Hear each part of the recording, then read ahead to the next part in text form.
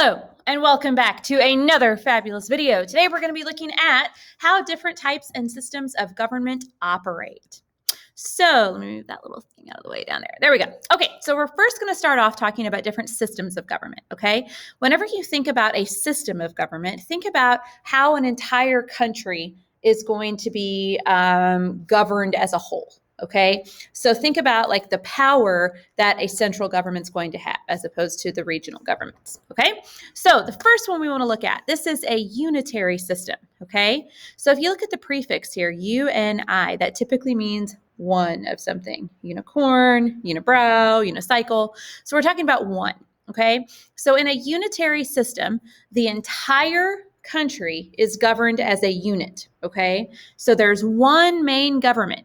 And that government's responsible for everything in that entire country, okay?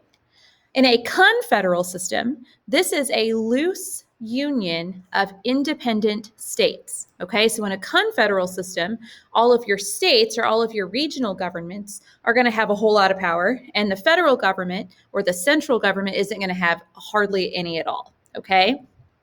And the last system is a federal system, okay? So federal system and federalism, are the same thing, okay? Just two different ways to say the same thing, okay? So in a federal system, we have a division of power between the state governments and the federal governments. So there are certain things that state governments can do, certain things that the federal government can do.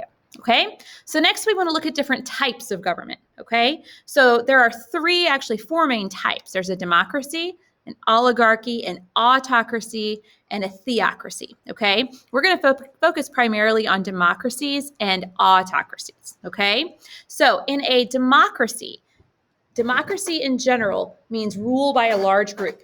Okay, so we have two different types of democracy. There are direct democracies and representative democracies, okay? So in a direct democracy, everybody votes on every issue. And in a representative democracy, people elect leaders to make decisions for them, okay? So which one of these do you think is most like American democracy, okay? Also keep in mind that a representative democracy can sometimes be called a republic, means the same thing, okay? All right, moving on then to an oligarchy.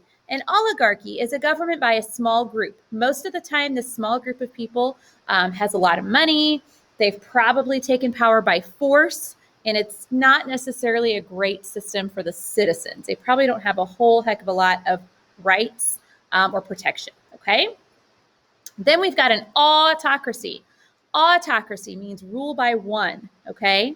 So we've got monarchies and dictatorships. Those are two different types of autocracies, okay? So in a monarchy, you've typically got someone in charge who has inherited the power. So they're king or queen just because mom or dad was king and queen. And then in a dictatorship, you've got one person who's in charge who's probably taken power by force, okay? So then one more distinction here. We've got an absolute monarchy and a constitutional monarchy. Okay. And if you need help spelling either of those things or where to put them in your notes, be sure to ask me. Okay. So an absolute monarchy is ruled by one person, where that king or queen rules without anybody else telling them what to do. Okay. And in a constitutional monarchy, you have a king or queen who is controlled or constrained by a constitution and probably rules with a legislative body. Okay. And the last one we have is a theocracy. And in a theocratic government or in a theocracy, you have government that is kind of controlled by religion, okay? So there's not a big separation between church and state, okay? With that, I'm going to stop. If you have any questions, let me know.